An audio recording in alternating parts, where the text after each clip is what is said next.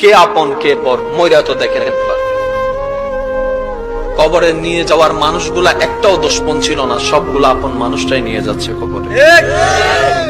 আমি চিৎকার দিয়ে আওয়াজ দিয়ে বললাম, ভাই তোরা তো জানিস আমি কবরে থাকতে পারি না, তোরা তো জানিস আমি অন্ধকারে শুইতে পারি না, তারপরও আমার জন্য কবরটা খুঁড়ে দিলি। খাটের নিচে যখন চোখ দিয়ে তাকালাম, ইমানদার ভাই মনের কান দিয়ে শুনুন, খাটের নিচ দিয়ে যখন চোখ দিয়ে তাকালাম, মনে মনে ভাবলাম হয়তো শত্রুরাই কবরের দিকে নিয়ে যাচ্ছে। যখন নিচে তাকাই দেখলাম চোখ কপালে উঠে গেল, একজনও আমার দুশমন নাই, সব আমার আপন গুলাই আমাকে খাটের মধ্যে নিয়ে কবরের দিকে নিয়ে যাচ্ছে।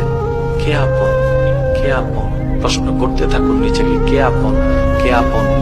উত্তর আপনি পাবেন না, উত্তর আপনি পাবেন না। এবার কবরের মধ্যে চলে গেল। গভীর মনোযোগ, প্রস্তুত আছেন তো? প্রস্তুত আছেন তো? ইনশাআল্লাহ। প্রস্তুত আছেন তো? ইনশাআল্লাহ। লাশটা কবরে রেখে দিল।